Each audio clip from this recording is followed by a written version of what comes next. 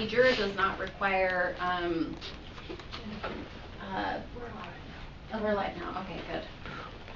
Welcome everybody on YouTube. Sorry we're having technical difficulties, but glad to have you.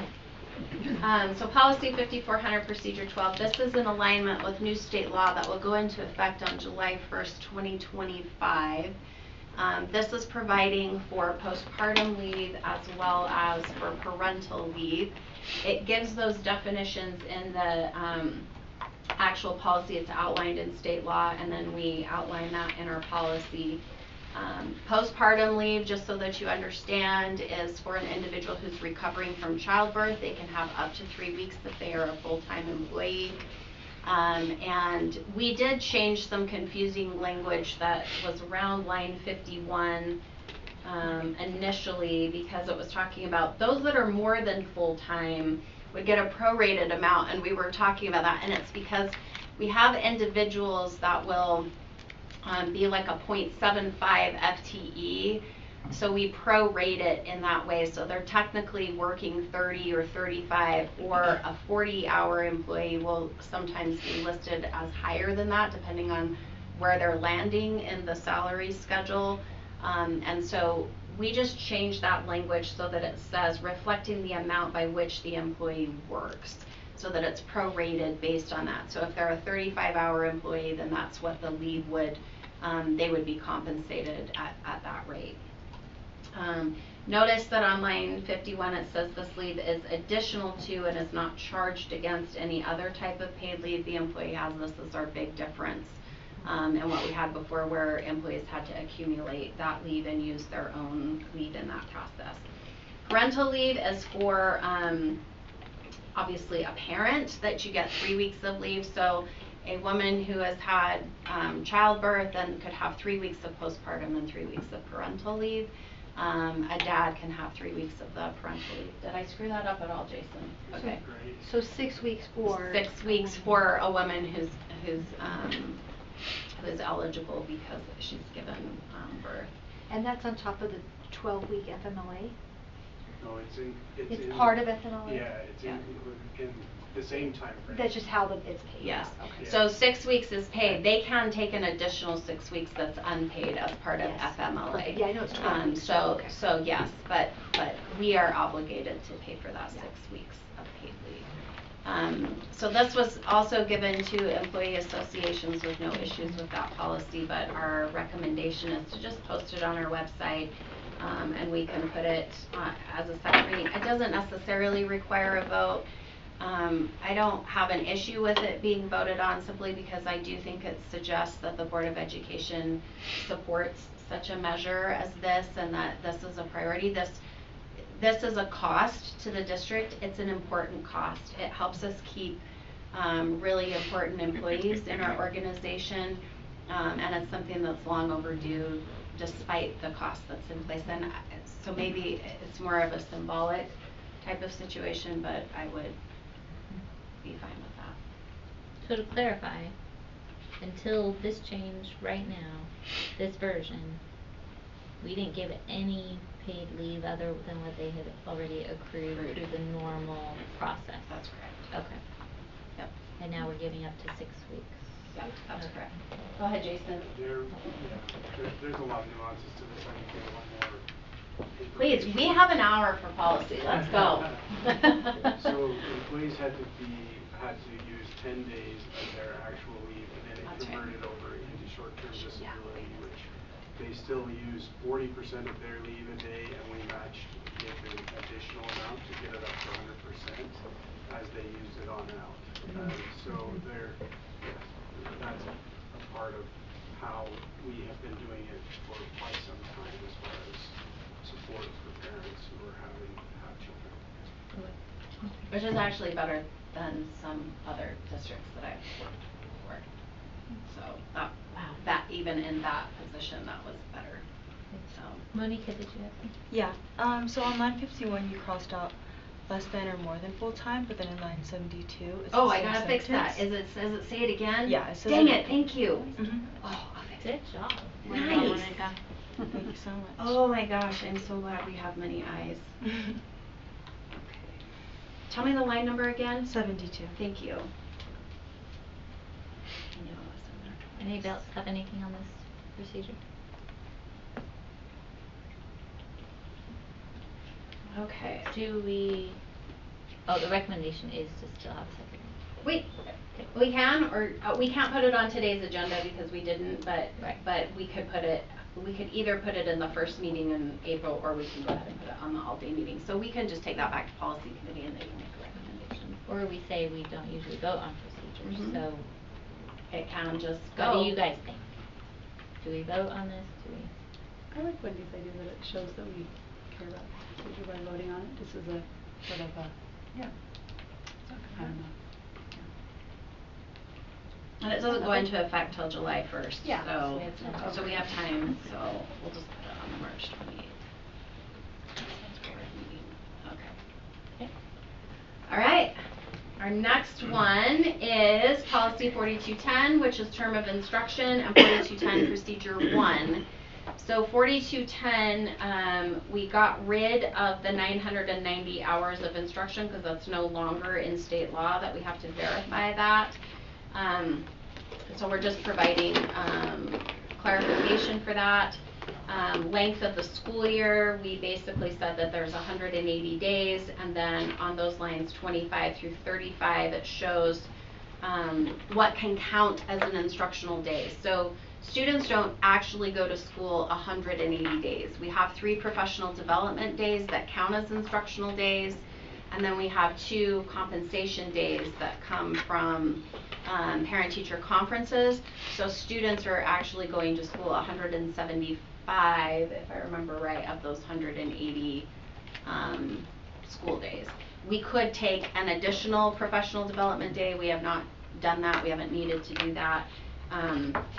But any day in which students are involved with instruction and are present, then we have to provide lunch for them. So that's part of our agreement with nutrition services. We also have, it also outlines, for example, what can happen if we have an emergency and a school has to, we have to send them home because the power goes out or something like that. If there's an emergency that exists, we can apply for a waiver. We are allowed to do a type of remote learning day. There's a lot more flexibility that's existing in the law, which our policy now reflects.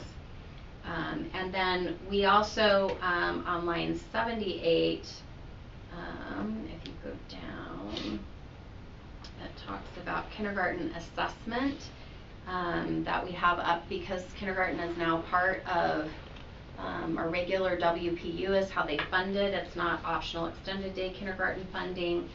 The board may designate up to 5 instructional days, and then we put that on line 83 that those days would be allotted for kindergarten assessment and would be approved by the Board of Education each year. We'll just make that as part of the calendaring procedure.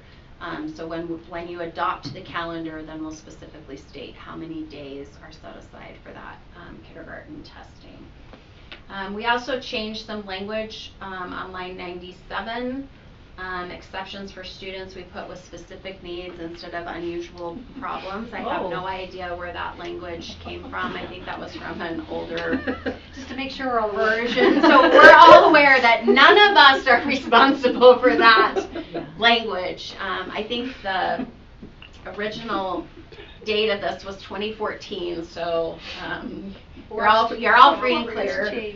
And so we changed that, and then we also on lines 99 to 100 talked about that the instructional day can be altered for a child that has a need for specific accommodations. So you can, in essence, do a reduced schedule if needed, and so we again took out the phrase unusual problems. We found that quite problematic.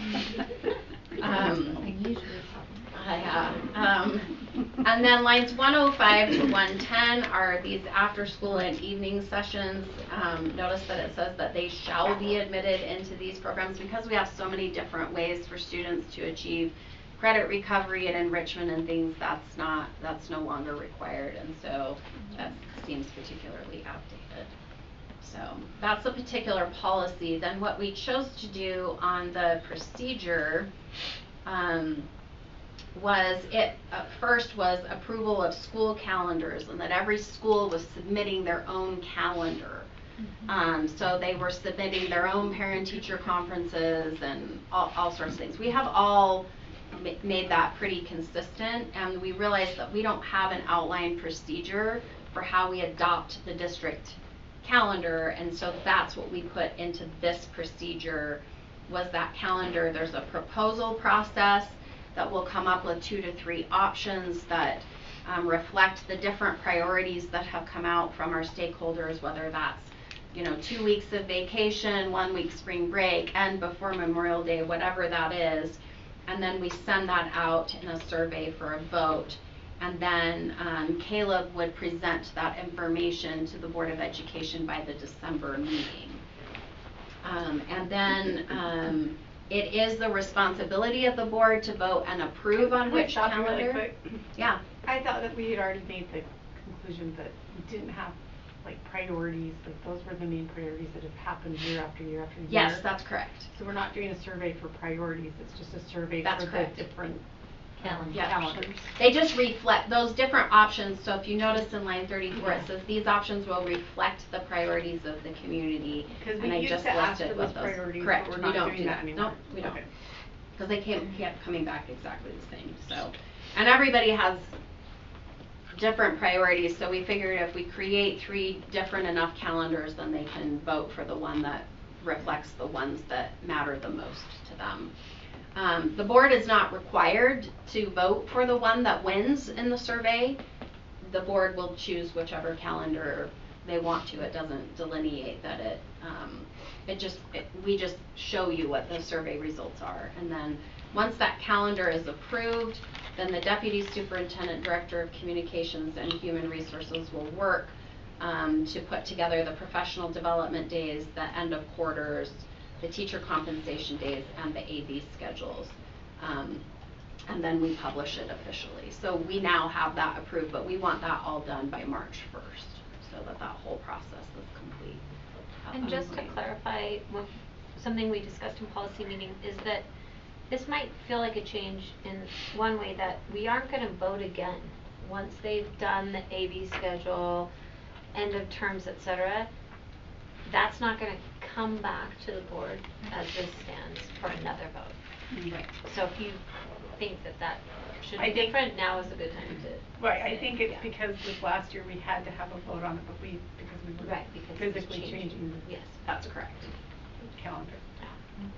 Do we need to clarify, because it talks about the timeline of December and, what was that, March, March. But unless I missed it, I don't see it where it's saying which school year we're talking about, because we're not talking about the very next school year. It We're says usually it looking up above. 2 years It says prior. it's on line 37, no later than Oh. October 31st, 2 years prior to the implementation you, I of the missed that calendar. one. You bet. Okay. I wasn't sure how to phrase all of the things. It got a little. I mean, we could add on line Tricky. 61 where it says prior to March 1st. 18 months prior.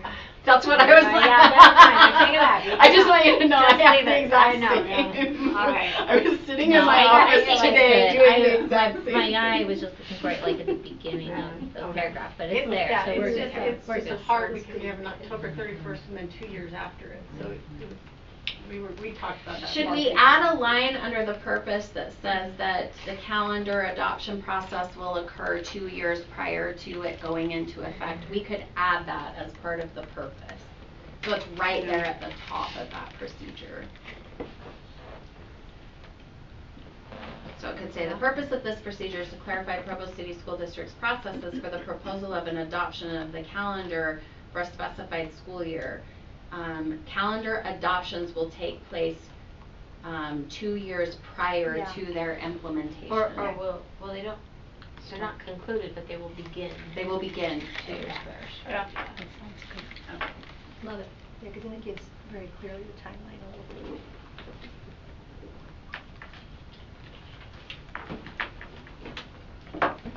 I have a question about the hours of instruction. So that's no longer a thing.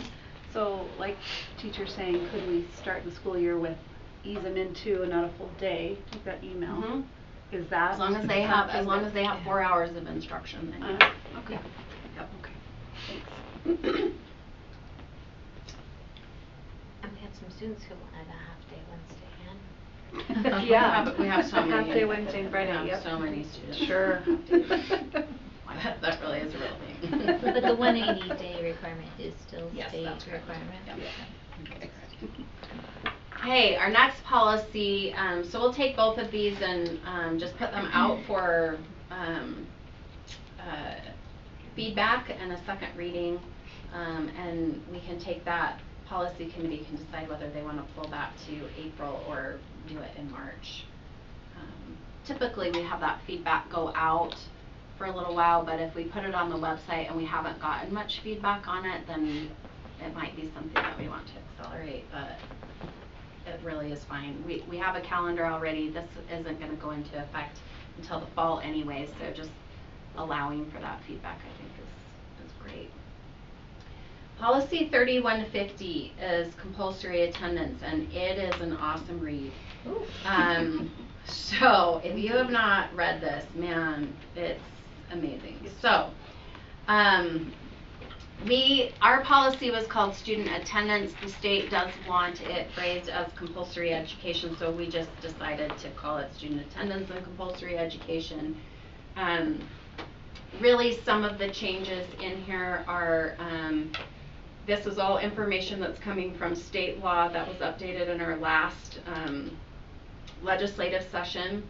Lines 81 to 82, updated information about compulsory education law. What we noticed about the draft policy that we had is that we had our old policy, and then there were some language changes that took place, so we were having a duplicate of things. So we went in and cleaned that up so that there's no duplication, hopefully, that's happening there. Lines 106 to 108 verifies that excused absences cannot require documentation. And then this was a question that we actually had in policy committee, and it might be something to take out to our principals. The lines 114 to 119 basically states that if you're taking your child on a vacation, that you have to get a paper signed 1 day prior to you leaving. That was in effect like when I was a principal like 10 years ago. Are the schools, Monica and Hutch, are they requiring you to do that if you go on vacation? You guys are probably so good you don't go on vacation, so you don't miss school, but are you hearing about this happening? I've seen some of the slips, yeah, where they Okay. go around and get it signed. Yeah. But other times Okay. people kind of just leave and hope to make it up on campus. When they get back, okay. Yeah. And I think Canvas And- has kind of changed that, right? Yeah, and I think most kids, they'll either try stay up to date on Canvas, or they'll just talk to the teacher before they go and just be like, hey, I'm gonna be gone. Okay. Is there anything that is there any paper copies that I need? And then they'll just give it to them, and then they'll just do it. We can look at that language to make sure it's not saying that that has to be completed, it's simply an option. I've never done it. She's like, Sorry, I I did didn't for elementary when I was reading it, I started looking over it, I was like, I'm gonna just tell you So my, good. no, so this You are is my so good. experience because I knew my daughter, we were taking her out of school. I called the attendance office and they said, oh, I can't excuse this. This was before we could do this and all that stuff. You have to Yeah, I come heard in that. and get a paper and have your daughter go around. I had no idea. I would never have known about it unless I would have called to try to excuse her prior to her absence. okay, so we'll verify with the schools what their actual Yeah. procedure is and how we want that before we make a major policy change and disrupt Yeah. their thinking about that. And in so. any case, it maybe should be communicated clearly then. Those of us who don't That don't and do haven't that. done it I've ever. never done that Sorry. before.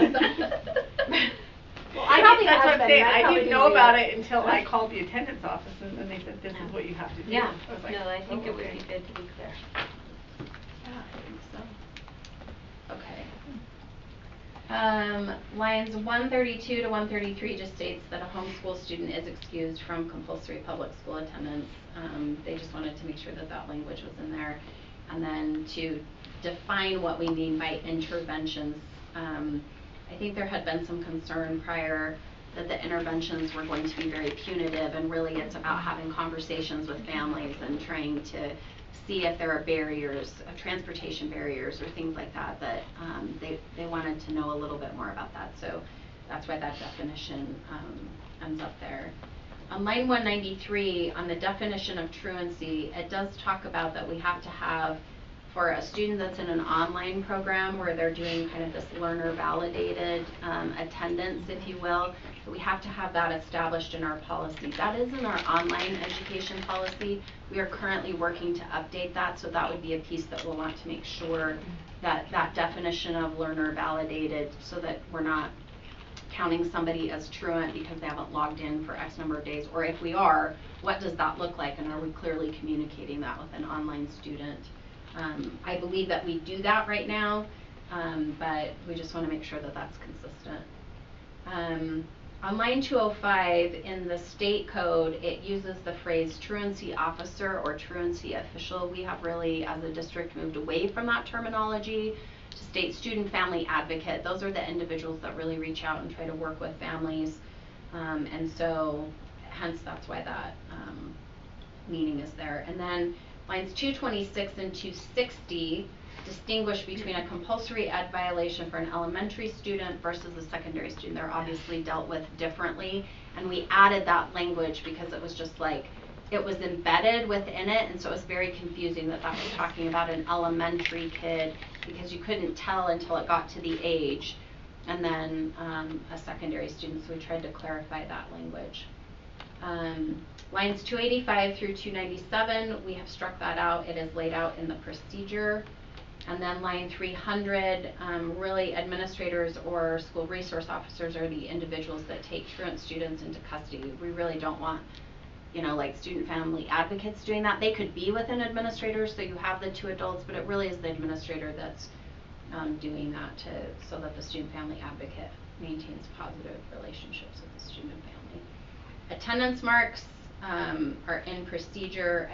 They're not even really needed in procedure either, but.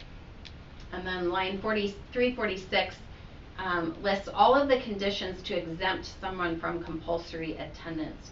So it's arguing that student services needs to provide documentation each year if the parent is exempt from this, whether it's because they're homeschooled or they have decided to go into adult ed, or there's a variety of reasons that can be part of that.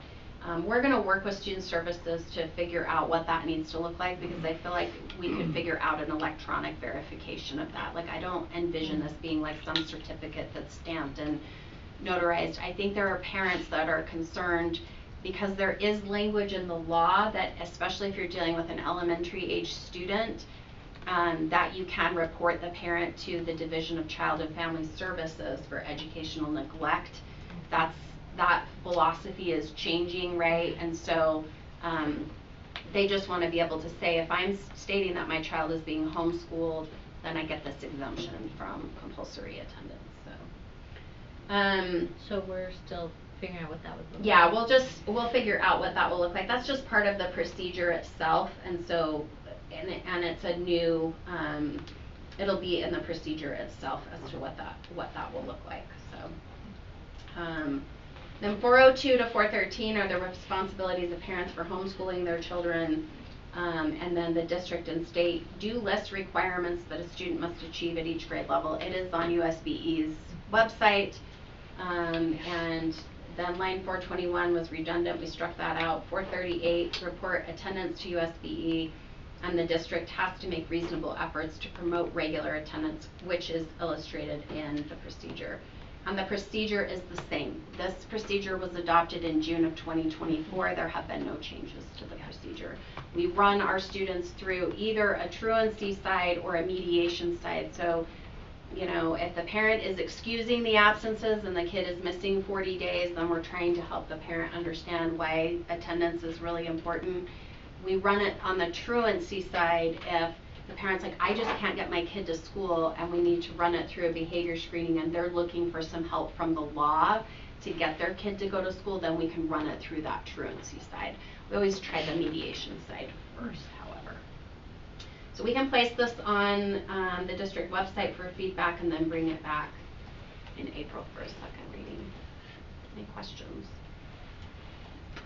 The one section talks about a school administrator would be the one to take the student into custody. What does that That's like actually if look like? that looks like if, for example, I have a runner that's running out of the school and I'm worried about that student being in danger and they're truant, they're a middle schooler, I could get the student to get into my car and return them back to the school and call their parent, that type of thing. It's not, I'm gonna pummel the kid to the ground and put handcuffs on them or Well, that's anything a like term we usually so. associate with a law enforcement officer Yes. doing, but okay. Yeah, so you can pull them and it's just to take them back to the school, so. But I still just have the same question, which is, does there need to be clarification somewhere around, should there be 2 adults in that car already, like? Sometimes there's not gonna be, Lisa, like if I have a runner, I might not have 2 adults in that car, and so if I put that into policy and a person does have to get a student, then I worry about the position that And you can ask a student to get in your car, but you can't force a student to get into your car. No, absolutely not. Alright. Absolutely not. Okay. That would be then the administrator would be calling a school resource officer. I got that. Okay, good, thank you. You bet. Okay, policy 7120. This is a policy that I will wholeheartedly state that we copied from another school district to talk about parent and school support organizations. It really is the idea that the purpose of it is to ensure that parent and school support organizations follow the same rules. They're required to create bylaws, and that there are some really clear guidelines about what financial accounting measures they have to follow, because those are under state and federal law. Line 19 creates the definitions, so we have a PTA, a PTO, and a booster organization. This policy doesn't specifically deal with boosters because that's in our financial policy, but a booster organization is specifically tied to an organization specifically within the school, like a football booster or a dance company booster, that their sole purpose is to fundraise just for that group. And then line 33, the Board of Education only recognizes 1 parent support group per school so as to prevent that competition or that can really create a very disruptive environment in a school if there are 2 organizations that emerge. And that lines 35 and 36, the Board of Education retains the sole right to recognize, this is actually currently in our policy with regard to parent support organizations, so this isn't a change, but that you as a board reserve the right to recognize any parent school support association or organization. We added lines 38 to 41. You'll notice that parent organizations can only shift once every 5 years. That's just because it can be very tumultuous to, like well, this year I want to be a PTA, and then this person's like, well, I want to change it to a PTO, and it can really create a lot of disruption for a principal and for the parents of that particular community. Lines 43 through 48, that provides some authority that is delegated to the superintendent to handle an organization that is detrimental to the student welfare community or operations. That would happen in coordination with the Board of Education if there were concerns. And then 55 through 57, that the principal acknowledges the organization, the superintendent and Board of Education approve it using the processes that are outlined in the procedure. So then what the procedure goes into is that if a parent organization wants to form, or if a school wants to switch from, say, a PTA to a PTO or a PTO to a PTA, they have to provide a notice of intent in writing to the superintendent. They have to already have their bylaws and policies of the organization and 25 individual signatures of parents of students that are enrolled at the school that indicate that initial support, right? Signatures cannot be digital because they do have to be verified. Line 43, the applications can be received between May 1st and October 1st for that upcoming school year. If we want to change those dates, we can, but it's hard to get signatures and to get people to be involved in that over the summer. So we felt like at the end of the school year and at the beginning of the school year, if there was a shift that wanted to happen, that would probably be the best time for that to occur. Again, the application would be verified by the superintendent. We can provide directory level information to both organizations so that they can send information. They just can't send it using school-based funds. If they want to talk about their particular organization and why they feel like this is going to be a better organization, they can certainly do that. They can't use school-based money to do that. On line 60, then they would do a petition for an election, and this would require signatures of at least 25% of the parents at the local school.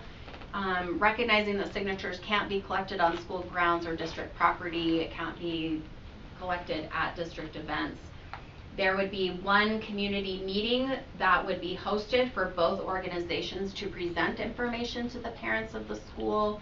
And then the school would facilitate one electronic flyer that they would send both flyers to all parents within that school. So recognizing that the board and the superintendent and the school district have to be neutral in this process and not show favoritism.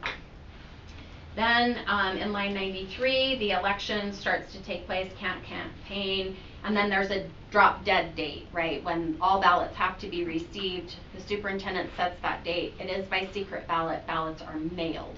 And so those individuals can either mail them back, so they'll have a what is that called? Self-addressed stamped, it's already postage paid, right? And then, or they can bring it into the school, and then the votes are counted, and the majority of the votes are recognized as the parent organization. Yeah, one question I have about that is who funds, once you're at the state where a school is having an election for a parent support organization, who funds the mailing of the ballots? The school. The school does. Okay, thank you. Yep, great question. On line 122, then once that organization is recognized, they have to provide verification of their tax exempt status. They have a specific number that they have to get from the federal government. They have to sign an agreement with the business administrator for financial oversight, and they have to create a plan for how individuals are going to be trained in the financial oversight and what organization is providing that training. Unfortunately, a lot of times individuals want the school to do that kind of training, and that becomes a significant burden on that particular school. So something that I would be looking for as a superintendent is who's actually doing that, and do they have the qualifications to do that? How have they been certified in that? When you're dealing with an organization like the PTA, they already have all of that in place, so they handle all of that training. Then the Board of Education in an open meeting would officially recognize that parent organization, and then starting on line 173, it talks about that you have to have two, regardless of whether you're a PTA or a PTO, you do have to have a nominating committee and a bylaws committee. Those are the minimum number of committees that are required to form the organization, and no parent organization can exist without at least 10 members. Questions?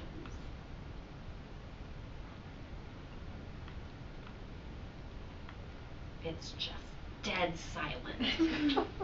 So our recommendation is we place it on the website for feedback. We could bring it to a vote at the all-day meeting and discuss more if there are more questions or things that come up as we talk to individuals, or we could put it on the April board meeting so policy committee could make a recommendation on that. And just because we bring it up in a March meeting doesn't mean it has to be voted on. It could be brought back at a March meeting for further feedback and then still put on the April meeting. You have the flexibility to do that. I do have a question. So if I understand the procedure timeline, it's not till after the vote and a certain parent group has been selected that then they provide documentation that people will be trained financially. Is there a way we would want to get that before? Oh, we can do that. Because what if they aren't going to get trained and yet they've already been voted in? That's an excellent point. Are we I stuck? like that. That's an excellent point. Love that. So in order to be able to be on the ballot as a parent organization, that they would have to provide assurances to us? Well, and since we have that listed up above in terms of the notice of intent must include all bylaws and policies, we can just add that as part of that, right? I like that. Okay. Yep. I was going to ask with the bylaws, who writes those? I have an answer to that. Okay. So I spoke with some parents. who have been involved in the PTO at Wasatch, and they said they had 3 different attorneys help them.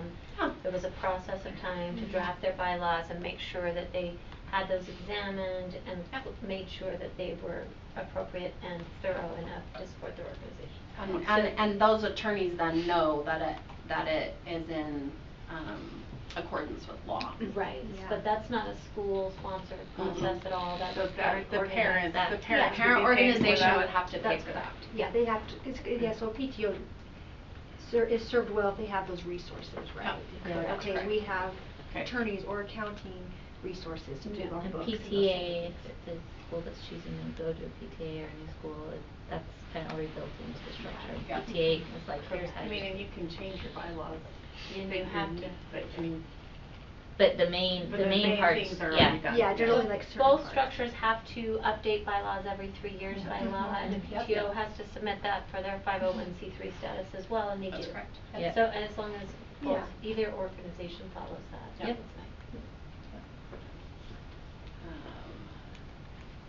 All right. I just want it noted that You are on I am on time. And we even started Okay. late from. I actually go back to, Please. sorry. Oh, I'm no, so sorry. I just wanted to be noted that it's Terry's fault. Yes. 5250. You bet. Louisa Shepherd passed a bill recently, HB 504, Okay. about, it's financial and conflict of interest disclosures by candidates amendments. And I think that will affect this policy. You think So, the candidate one will affect teachers? Cause this is Oh, conflict it's of just interest for teachers, We this is have a for separate one employees. for the board. It will affect the one for the Yes, board, you're right. correct. There There's is a a little part in there that does say that if you work for the district, you cannot be on the board. Yes. yeah. But Yeah. There is a part in there too, if you are a candidate for something, and you're getting, donations for your campaign. Yeah. So, I mean, it might, but we It might. might, but then we'll go in, Mhm. we'll go in and update it again, Terry. 'Cause I'm really sorry. Don't It's be not sorry, my it wasn't fault. you that made the bill, it's okay. That is true. She brought it up on Monday. Okay. But we can go in and, fix that later, so, okay. All right, anything else on Awesome. policy? Okay, thanks to policy committee for all your hard work. You guys are just tireless, so, okay. well, I don't think it's gonna stop. Nope, no, we just finished the session, so it's gonna start all over again. We'll start all over again, I'll be leaving. All right, moving to item number 6, our winter sports athletic report, and we'll turn it to Daryl. And it is Your turn, 6:05, Jean. I just Oh, wanna Wendy. say, Just you are kidding. exactly on time by the minute right now. Wow. That's amazing. Go us. Let me find, I feel like I had I feel like I had, hold on, I gotta change this so I can see this. 'Cause I have a different form that's not that one. I'm gonna stop sharing for just a second while I find this, because I have a form that has the better explanation on it. For this process. Let me just find that really quick.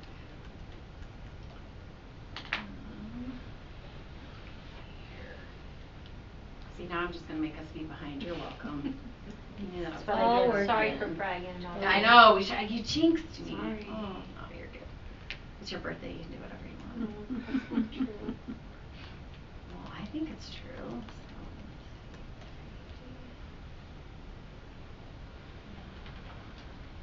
I apologize.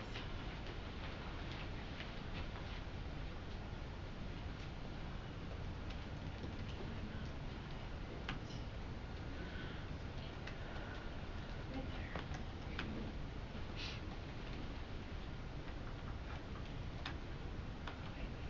Their last weeks, that's why. Are you looking for the one that has your definitions of school trips? Yep, I'm looking for that one. Where do I have that one? It's called Winter Sports Participation Comparison. You just then scroll down. Is it on Google Doc? Okay.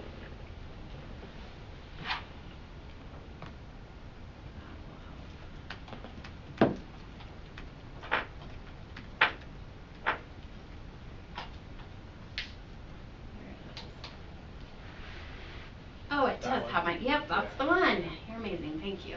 Appreciate it. Takes a village. Here we go.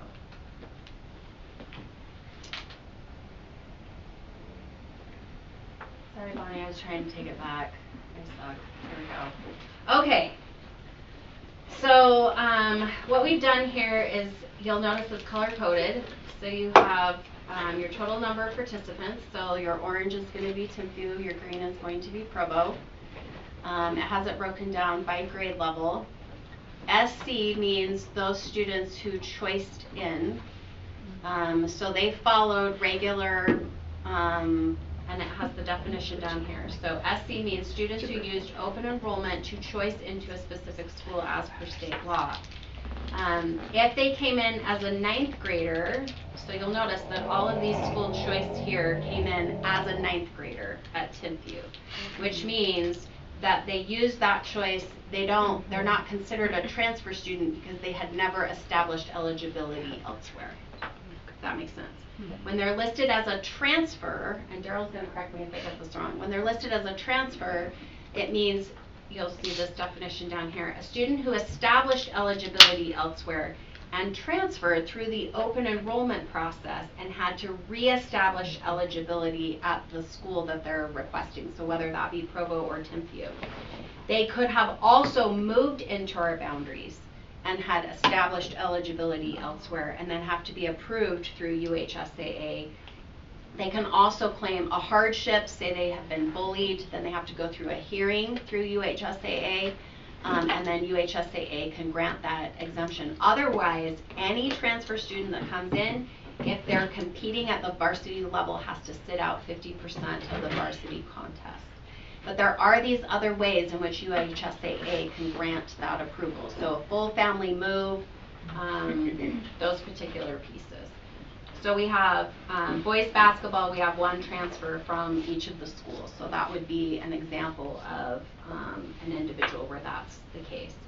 Girls basketball, for example, here, these 2 transfer students actually was a full family move, I believe, from Texas. And so their whole family moved.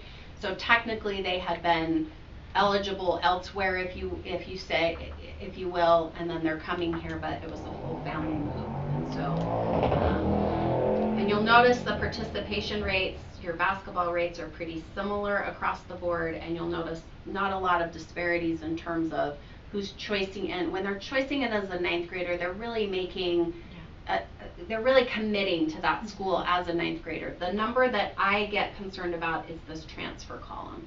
So that's the number you want to pay the most attention to, because those are students where that's where the community would look at that and say, is there a recruiting problem happening because these kids are coming from other areas? The only concern I had was like boys basketball at Timpview. Why were there no seniors? That's there what I just thought. aren't. The juniors were so What good. happened? They really don't. Yeah. You look at the girls basketball team, notice them at Provo, it's almost all freshmen. You're welcome. They're amazing. So that just happens. Like It just seems like crazy that there weren't any juniors last year. I don't know. And sometimes it's because if you're going to be a senior and you know that someone who's behind you as a junior is going to play more than you are, you don't want to stay in that situation, because I don't want to be a senior that sits on the bench. That senior will sometimes transfer to a different school if they're not as good. Like that will happen. So I have a question about Does that happen a lot? Do you guys Just one know? of my son's friends. And his friend.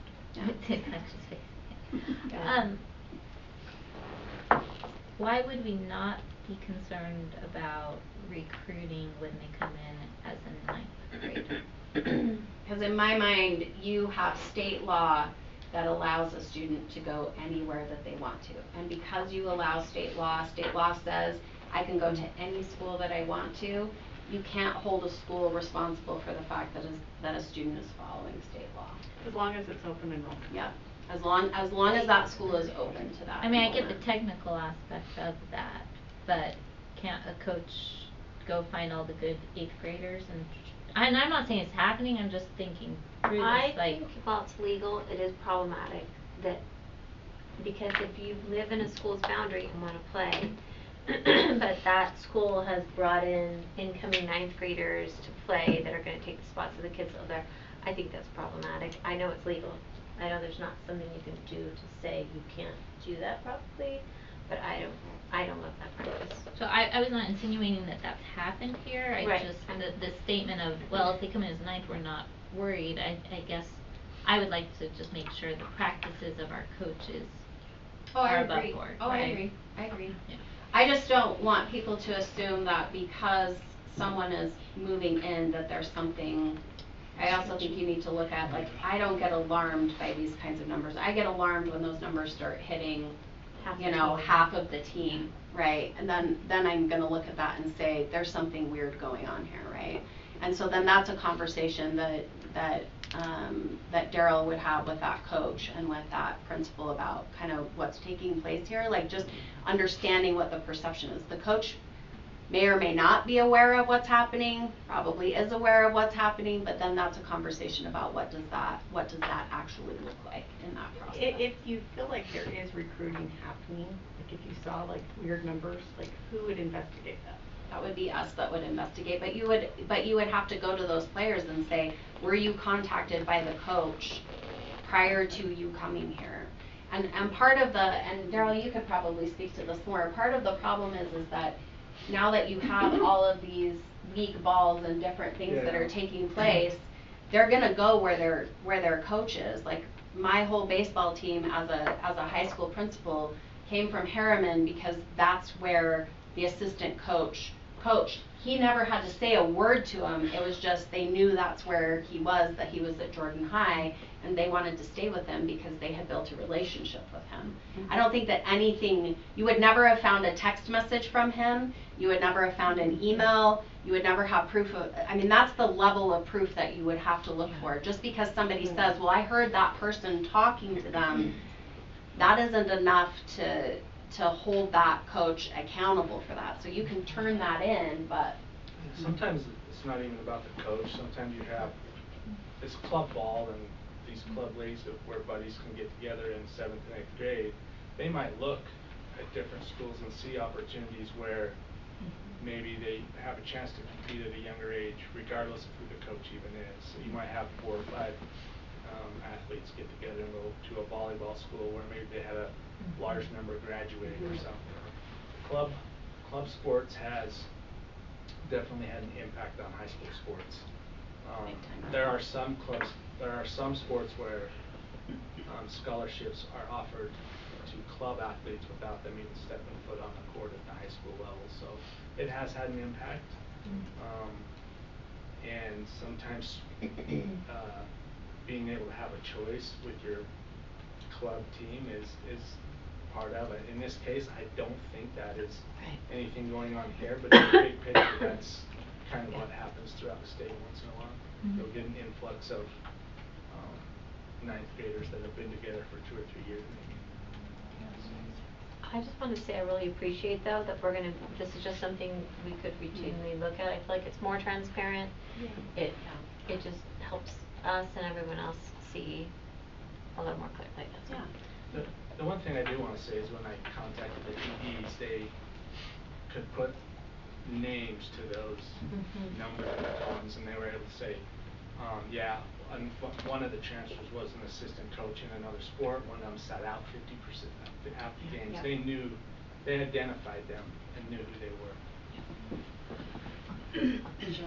I was going to also say that I appreciate it because I get so many people contacting me about all of this, and this actually gives me something that now I can say where are you getting these numbers, because these are the numbers that we have, and this just gives me something to be like. Before I'm like I don't know what's happening, so I appreciate, and this is going to be happening every single season we'll do a report. So they actually kept the form, and Wendy and Jay, the attendee, said I've already started to fill in my spring numbers for your spring So is it fall, spring, winter, summer? No, It's it's just summer. fall, winter, spring. Fall, winter, spring, okay.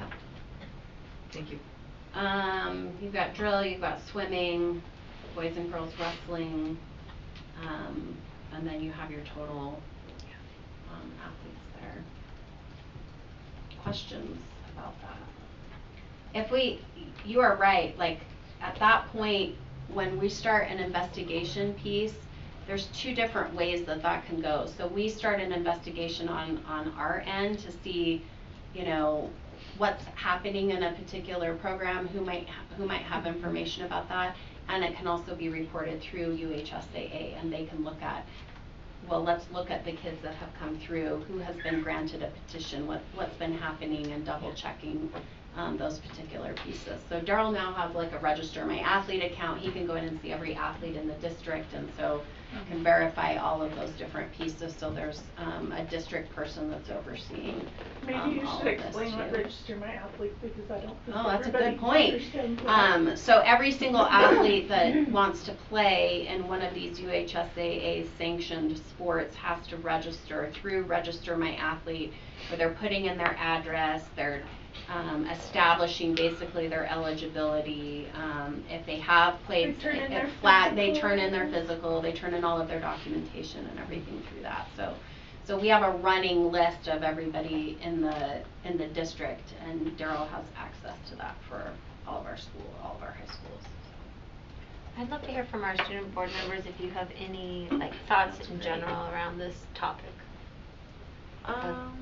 Me personally, I think the open enrollment for 9th graders, there's really nothing you can do about it. Kids are gonna go where they know they're gonna play, and they're gonna know they're gonna go somewhere they're familiar with. Because right now I know it's like 7-on-7 season for football, so of course like football players are gonna be going like, oh, all my friends are going to this school, I'm gonna go there too. And it's like, if there's nothing we can do on our behalf, it is gonna start problems with people who've like grown up in the area, but I don't think that's up to the board, because it's really just up to the families who are moving in. I'm just concerned, like, how about what we're talking about players just following a coach. Like, the coach didn't necessarily recruit them. Like, how do we make sure that coach doesn't get penalized just because like those students are simply following? Yeah. Like he like that coach didn't go and like recruit. They just went to the school and then the players followed. How do They we happen to know him, right, Yeah. or whatever. So how do we make sure like that if that's the case that the coach doesn't get penalized, or like the players don't get penalized for like recruiting or something like So that? it goes through UHSAA, and Darryl, you can correct me if I'm wrong on this, but like when I was a high school principal, if somebody felt like that was happening, you would bring a complaint to your region, and then the region can launch that investigation and go through that. And just because, I mean, I think that is a very distinct thing that we look at. Well, just because these players all came from, say, Eagle Mountain, and there's 4 of them, and they decide to go to Orem, doesn't mean the coach reached out to Eagle Mountain and said, come to Orem High School. A lot of times, you know, what does happen is kind of what you guys are talking about, where I pay attention to, I might be a 9th grader, and I know that they had a whole bunch of kids that left that particular team, and they're going to be short on the position that I play. I'm going to go to that school because I'm going to get more playing time. And parents are very aware of that. Parents are paying attention to those opportunities for their students, for their kids. And so it isn't often I think we try to label the coach as being an individual that's doing that, but it's parents that are seeking out those opportunities for their kids, and they're looking at where those opportunities lie for them as well. And so that's another layer that gets difficult to manage, that we want to make sure a coach isn't getting penalized, because these 4 kids were in 7-on-7, like Monique is talking about. They're all from Eagle Mountain. They all end up in this particular group, and they're all like, hey, let's all go to Orem. I heard that all of our positions would be available there, and we're going to get a lot of playing time if we go there. And you don't want the coach penalized as a result of that. So it's a great question, Hutch. I guess my answer to that is the level of proof that we would have to have are things like text messages and and we would have to have an individual who would come and be willing to show that, no, this coach called me, contacted me, said, hey, do you want to come and play? That's starting to show undue influence. When the coach is addressing a student and telling them about playing time and positions before they're enrolled in the school, that's generally where we start to talk about undue influence. But just because they have a conversation and say, I coach at this school, that's not undue influence. Okay. So it's when you're making those promises that are tied to it. But we have to have some pretty tangible proof of that, which is why parents get frustrated, because they feel like sometimes those things are happening and nobody's willing to come forward. And sometimes it's just not. It's kids just following the coach. Like the kids from Harriman. Yeah. All right, now I made us Okay. behind. I'll shut up. Thank you. And now we'll move on to item number 7, and we'll turn it over to Devin for our board pay discussion. Oh, good. I'm glad it's Devin's turn. Do you want to bring up the spreadsheet that's attached to board docs? So I have attached to board docs I got 20 of the 41 districts. I have about 30 of them that responded to. There were more than just than me. There were several districts that were asking what board compensation looked like. And recognizing that the effort of the board has grown over the last few years, we decided, and it was asked of us to look at what our board members are paid as opposed to what other districts are paid. And you'll see, I mean, average across the board, it's about $551.97. So you're about $75 less or $71 less than what is average. But a lot of times there's a caveat in that, which I have over in the notes. And the spell check and the autocorrect is dumb with HSA. You cannot get it to say HSA ever. So it will change it to has every time. So when you see has, it's HSA. So there are additional compensation. HRA? The HRA is not, so there's not a HAR. There is a has, so there's nothing to autocorrect HAR to, or the HRA to. So you'll see that there are different benefits that are also included in that. If like if they don't take insurance, there's additional amount added to the compensation. There is additional meeting stipends that are also included. Most of the districts provide a computer. A couple of them allow the computer to stay with the board member when they leave. Most everyone receives full benefits, and full benefits is generally all paid by the district, or you'll notice like Chihuahua, that's at the very bottom, who has $2,188 a month. $1,988 of that is for their, 38 of it is for their insurance. And so they pay for the full amount, but they get more, so their income is higher, but their taxable income is pretty low. And this is really information for you to have a discussion if you would like to. We haven't done a review of it for a few years, and so I just wanted to bring it up to see if any of you had strong thoughts about it. Do you know how many are their compensation is tied to, like if the teachers get a raise, if they get a raise? There are very few of them. Yeah. Because they're not anywhere close to what a teacher makes. So this is basically just an arbitrary amount that they come up with. And most of the smaller districts just have one meeting a month, and they don't have a lot of those committee assignments that a larger district may have. So Part of the reason why Devin and I wanted to bring this up is because you guys are rock stars. really Yeah. working quite hard and involved in a lot of committee assignments and really supporting us in a lot of different ways. And so just trying to figure out that compensation needs to be, comparable. Well, it's not ever going to be comparable, but reflect the increased work that is coming from this board. I think we work you guys pretty hard. So that's where we want to I think we work I was ourselves gonna say, I pretty don't hard. think you necessarily Yeah, I feel like want us there all the time. Thank you for recognizing that. Meg, are you raising your hand? When was the last time there was like an increase compensation it's been about? a few Like how many, years. it's been a few, I what do you can think? tell you that since I've been on the board, it's been 480. Yeah, But we it's- have had an increase on like. Board Yes. leadership got Well, an increase a which few years ago. It was not when I was board leadership, so. Yeah. Correct, But no, since- and that's just been in the Just- last But few since years. I've been on the board, which is 2 years. Yes, We the voted insurance, to change it so that you could, so that you, the 480 and the insurance were possible, because prior to that, that was either, or. That's a pretty significant financial increase, I think, Yeah. actually. Yes. The Right, cause before if you And opted we for voted for insurance, that. your Yeah. stipend amount would be less, right? Correct, and that's not the case anymore. The district fully Right. funds Yeah, the that was- insurance, that so was- the stipend should be fairly normal. The only thing that the district doesn't fund are elective contributions to your HSA Right. or your HAS. Yeah. Our fancy So- Your HAS account. Yes. So if you do elective contributions to that, Doesn't have then to. no, that would come out of that amount, so.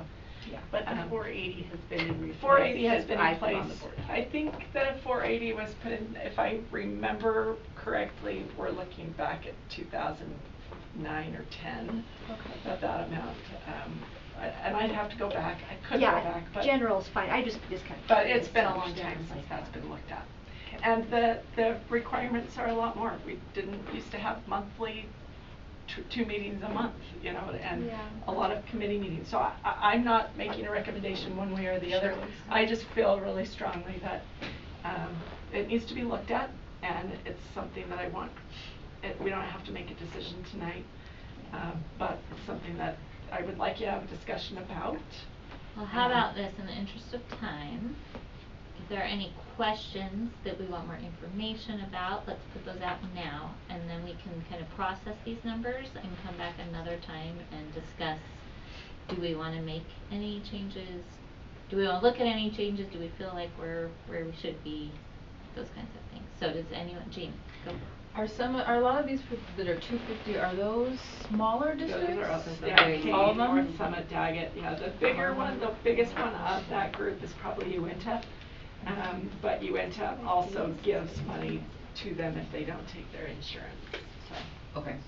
And then the ones that we, like, I like to look at single city about our size, and is that Ogden, Murray, Yeah, Ogden, Tooele? Murray, Tooele, so if Murray you're is looking. much smaller Yeah, than Murray's, this, Murray's smaller, Ogden and Tooele used to be right around our size, but they've experienced significant growth over the last few years. Ogden's probably the closest, and they're at 600, plus the board leadership gets an extra 100, and then they get an additional amount if they waive the insurance to an HRA.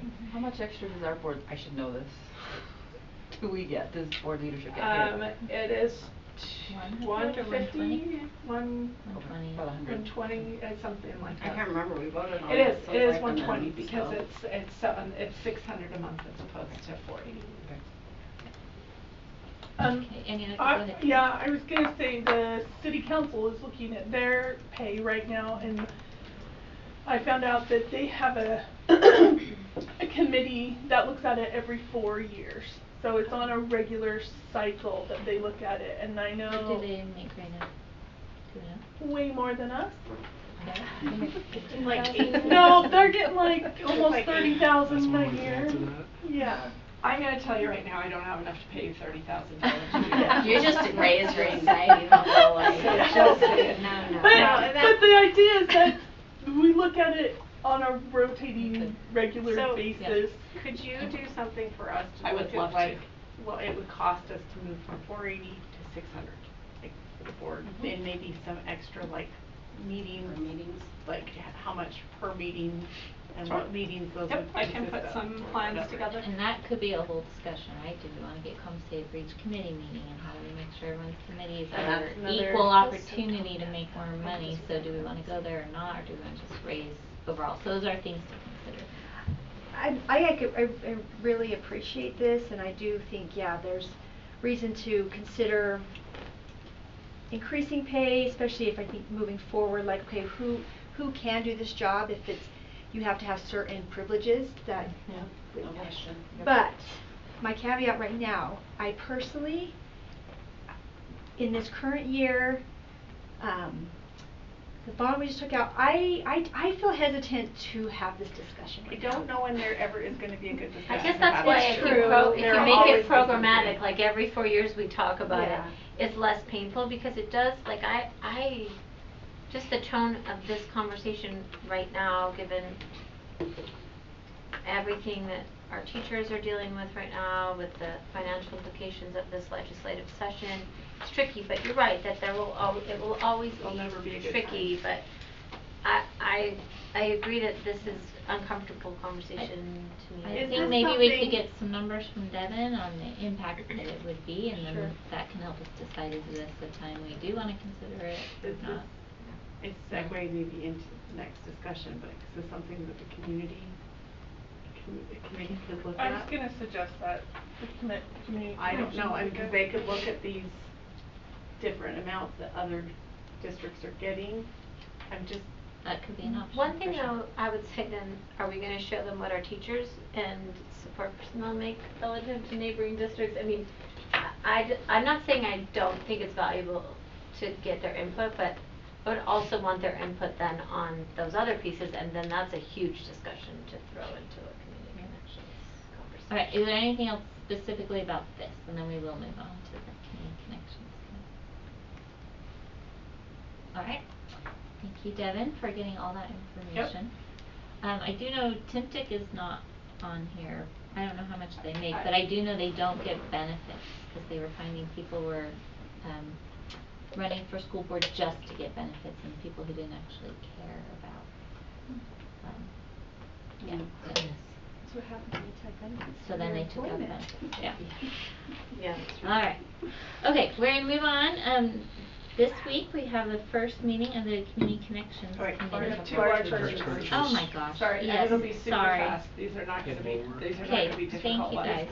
guys. So one of them is a field mower for grounds. The current field mower is 12 years old, and rather than waiting until the summer, this is one of the items on the replacement cycle.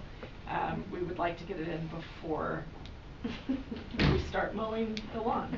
So it's Just just ready to go. That makes so sense. they're getting ready to move on that one. Do we only have one? We just own one? We have two. This is our big one. The next one will be on next year's replacement cycle. So we have one that's 12 years old, one that's 10. And the 12-year-old one is spending more time broken down than actually working, so it's time to get that one. And the parts for this field mower are in the UK, so unless we can get Terry's husband's family to bring in some parts, they're a little harder to get. They're a little harder to get. But it's not for the new one we're buying. The old one. Okay, thank you. Yeah. Like, tell me we're The old replacing it one. with Yeah, something no, we this can repair. this more one easily. will be a little bit more, I do not want to use the word Americanized, but it's here. Accessible. The parts are a little bit more accessible, and we won't need them for a little while. They're usually pretty good about the maintenance of those. The second one is the 95% quote, and thank you for pointing out that it wasn't available. Apparently you can't have the percent sign in the name of a file on board docs because it will error it out. This is just the consumables for K3 are phonics, right, Judy? K3 for this next year. So WB means workbook. And then the kit. Can I ask don't it? know what box means, but This is not necessarily a financial question, but I did have a teacher recently ask me about, oh, never mind. This is different than letters. See? this is different than letters. Yes. Or maybe it wasn't. I think it was, maybe it was 95% about in our upper grades, but now I'm confused. Maybe it was letters. Must be letters, Okay, I think. when you Yes, remember your K3. question, just Yes. email it and we can, I yes, work on it. Jean? I think I've asked this before, just, we actually use, I mean, these are things that they use, I've heard stories, this was way before, but No, when I people go just into, toss it no, when I straight go in. into classrooms, Okay. definitely. 95% group is probably one of the most heaviest used. Yeah, because there've been many years when my kids bring home a workbook at the end of the year that has never been used, and they're like, I can do this if I want it for the summer. I'm like, oh my gosh, okay. So I'm glad to hear that these are being used. Judy, is there anything else you wanna share with us about this? purchase? I could talk about 95% for a long time, but no, I don't think so unless you have questions. Okay, thank you. And now you may move on to your community. Okay, thank you guys.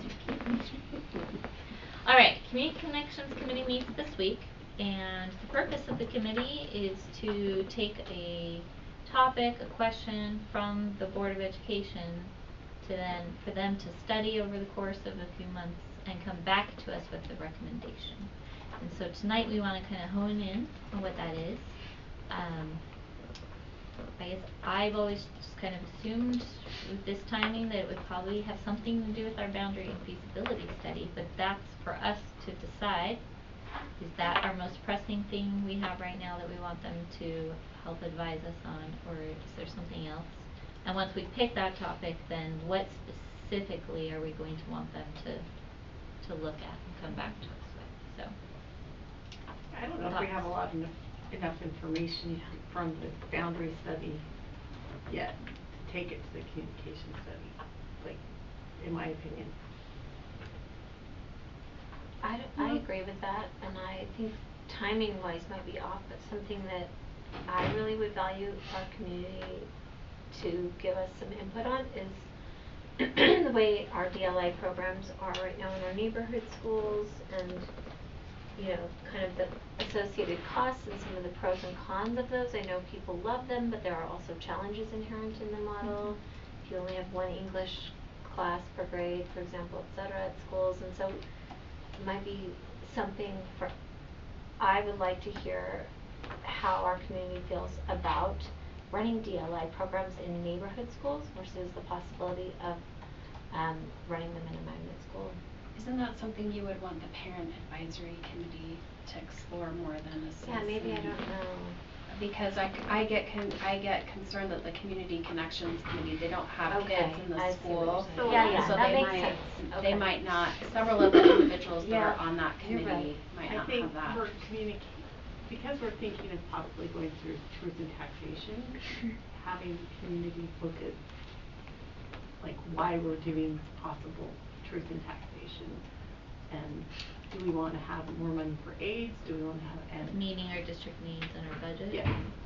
Yeah, and our pay, have that, so all those things. Someone else can look at it. So, Yeah, okay. I'm just saying, cause the community would be. That's a That's decision good. we're gonna have to That's make good. soon, right? Yeah. Yep, on our budget, what our priorities are and how much money we have and need and all that. I mean, and if it's for this week though, I don't know that I've got enough information to even ask the question this week, because I mean, we don't have all of our budget. So We maybe could just, March? we could start with a comparison of just, here's basic salaries from where we are with other districts, and so we want Yeah. to start putting that Sure. into play to give you an idea of this creates some challenges for us in terms of recruiting top talent. I think not everybody in the community also understands that less than 50% of our property taxes are because of our nonprofits in the community, and how it's a huge burden on property owners. You can also share with them some of the needs or things the schools have been asking for. I know as I've gone to some of Wendy's listening tours, you know, what the faculty is saying, you know, we would really love more aides in the classroom or things like that. Like we can start to paint the picture in the first little bit as we then get more data to approach it that way. So. And would the question then be, I mean, I guess I'm just still curious, are we leading with a specific question or a task to come up with a suggestion for a specific thing? Or are we just saying, we wanna talk about this with you? You know I what I'm would be saying? interested to hear what they, like, is this something they would be willing to support? Like, I think the question is, how would they recommend we meet the needs that we have budget-wise, right? Do we do a truth in taxation? If so, how much? Or where would they recommend prioritizing, you know, aides versus salary versus all the things? I don't know. But Lisa, I also liked your DLI suggestion. I do think that this is an appropriate committee for it. I'm fine, I was forgetting the two, I'm not, I was just In my forgetting. mind, the parent But yeah. advisory committee is more of like, how are things functioning generally in our schools, what needs do our groups of students have? But when we're looking at, are we gonna change a structure of an entire district-wide program, I feel like that's a bigger question than, at least how our previous parent advisory groups have been run, it feels like that's a different question than what we've usually brought to that group. But I guess we can approach that group differently than we have in the past. Could we do Gina? If we do that, if we whatever happens, the parent advisory committee needs to have the DLI either along with or only because it is the parents and the students that are going to be most affected, at least the ones that are in now. So I think if we want to do it in the community connections, that's fine, but it needs to at the very least go side by side, because the parents, I think, need to have some input on that. We need to hear from the parents as well. And to be clear, the more than half of the, well, okay, I'm estimating, but I think more than half of the community connections are Still needs to go to the parents. parent committee. No, Still I'm needs to go to the not parent disagreeing committee. with you, but just so we all know that community connections is not only people without students in our. Can we have the conversation of DLI until we have the information from the feasibility study? Probably not. Yeah, that's a good question. I guess what from the feasibility study is gonna inform the DLI discussion? Haven't we had a committee looking at the DLI from our district and they're gonna present to us then Same in as a month? Cass. We're gonna pull some of that information of questions that you have that come out of the boundary and feasibility study, so we can start looking at those Oh, pieces. that we gotta come to that. So down the road, I do think discussing, you know, once we have sort of an idea of information we would like to use from that boundary and feasibility study, then I do think community connections would be a good place to go with any questions that drives us towards, or potential, like, here is a suggestion of how we better use our resources, or we're more efficient with our spaces, or we change a model around programming.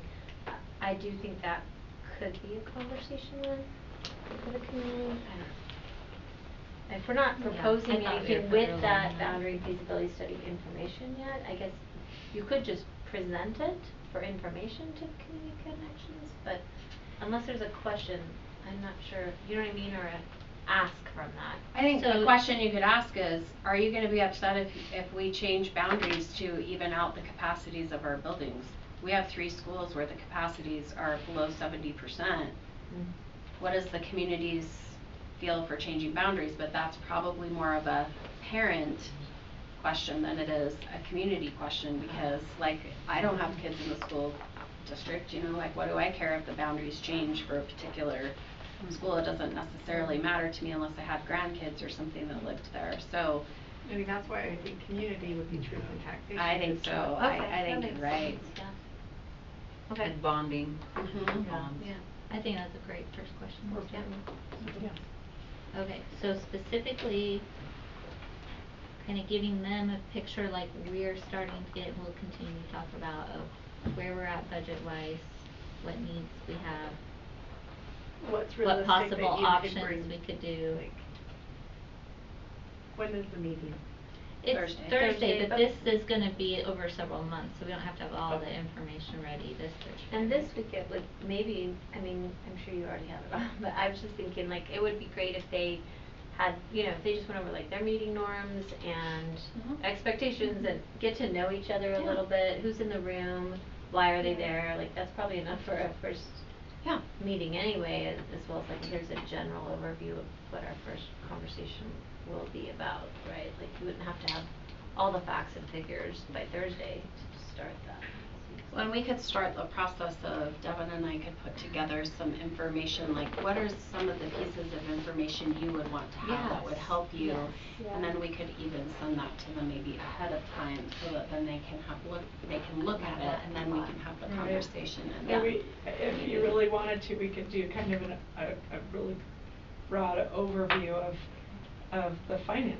I mean, you can do your total revenue, your total expenses, and where a couple of the pain points are, and then start looking at that specific ones in future meetings of what Yeah. that financial impact would be, but. And maybe share some of the things, the last few years we have tried to focus on, like how we worked to increase teacher salaries or things like that, yeah, and then our current pain points stuff. How about mailboxes? What She's about in it? charge. Wait, what? I don't even understand. Mailboxes. And this will probably happen as we get to this, but I do think the community connection, the Dixon side, I think could be part of that too. I mean, and obviously that's connected with bonding and whatnot potentially, but. Yeah. Cause it will be something that will be for the entire, I think. I think that's We the want perfect committee for that, the yes. whole community to understand, like, Very is this perfect something, topic for that. whatever it ends up being. Okay. Okay. Anybody else have anything about that? You had an email that said no board members will be at that meeting, right? Correct. I was getting Is there a confused. reason? Thank you for clarifying. Just because we don't want to influence. Right, Yeah. cause Okay. they're gonna come Got it. back to us with recommendations. Yep. So, the trainings that, Terry and I attended, classes at NSBA about this, and they were like, don't have board members there. But at the parent advisory. We've assigned 2 to be there as their committee assignments. And I think that. I was gonna say. Yeah, I actually think it's you and Emily, me. not Okay. me, actually. It's Emily I was and like, Lisa. I'm sorry, I didn't look that up. Okay, but then I couldn't went find back, the email, yeah, but I went no, I off went of back my and memory. saw Just to the go to note, the meeting notes, and it Okay. did say you, but then I'm like, maybe we switched it after, Because it and I was couldn't remember evenings either. and we were. Yeah, I apologize, I better should do have that actually again. looked instead of Okay, relying on. no, that's good. I was planning to go, but then I Yeah. was like, oh, I don't know, maybe they don't want me Okay, there. so it's Lisa and Emma. Yes, Yeah. correct. Okay, thank you, Yeah. Emily, and I apologize No, it's fine. to you and Meg. That's okay. I mean, I'm happy to go too, but I Okay. can also have a night at home. Yeah. Alright, item number 10, consent calendar review and questions. We've got a few minutes right now if we've got any. Anybody have any questions about consent calendar? I do. Okay. Jason, I noticed on the releases, the bus drivers were released like way back in July, but they're on this month's. What happened? I honestly don't know how. I can tell you, I can Go ahead. explain some of Oh, that for okay. Jason. So, a lot of times they'll keep people on just in case they come in and they start or they need sub-drivers. And then when it gets about halfway through the year, they'll start cleaning up that list. So Oh, okay. that's the reason why they're now on the list, but they haven't worked since Mhm. July, or since last school year. So they'll actually just do a review at this point in time and find out all the ones that never came back. Because releasing someone and then trying to put them back in the system Yeah. is really a challenge. You have to do new background checks, new fingerprinting, Oh. and it starts that whole process over again. So they really try to give them some time to really decide. And then in the homeschool, school choice, I saw it seemed like a high number of students leaving in February to do homeschool. It's 50 kids. I know there were a few that received scholarships in February. I don't know that there were 50, but there were quite a few that actually received a scholarship mid-year. Because that seems pretty high for, I guess that would be January, or no, February. Maybe February. Yeah. 50 just in February, right? And then is that correct? Kind of an New odd request. time of year. It's not a rolling year to date, right? Yeah, I had that question. Is this a monthly, this is a per month thing, not Yeah. a rolling year to date thing? Wendy said I she'll always find out thought from it was sisters. rolling. Okay. This one is rolling. And This one then we have on the right here. financial This one, I report, think is. so I noticed on page 1, the workspace elements, that seems like the normal, we buy furniture from them, and that was a high price. Furniture because for Wasatch. Wasatch is a new school, but then I noticed a couple of, on page 2, 47,000, like, Is that a normal amount So on a monthly basis? Nope, so or- that was just some of the makeup furniture, so they had the furniture, we paid for most of it, and then a couple weeks later, after they did all of Okay. these are the damaged items, we did the Oh, rest. this is for Wasatch as well? I believe so, yes. Oh, okay. Yeah, I didn't know if this was like on a replacement cycle amount. No, most of the workspace elements that we have out there right now are new furniture that we've purchased for the For schools. Wasatch, it says. Okay. Thank you, that's all my questions. And that might have had some of the Timpview furniture, the new ones that they dropped off that week before. Oh, okay. So.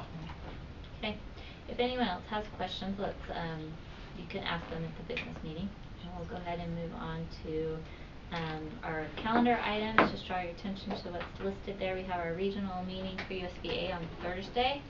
I won't be able to be there, I'm so sad. But please come with your ideas for legislative priorities and oh my gosh, you saw my email. I'm forgetting the words. Okay, there you go. Golden Apple Dinner the following Thursday at Provo High. You guys are invited.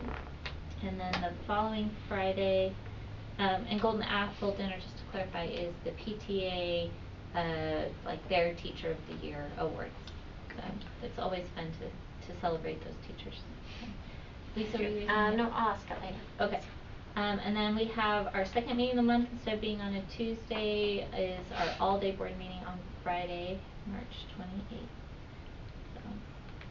And then I have on my calendar that there's a foundation recognition dinner that night. Are we still doing that? It's No? on April 22nd. Okay. The same night as our parent advisory committee.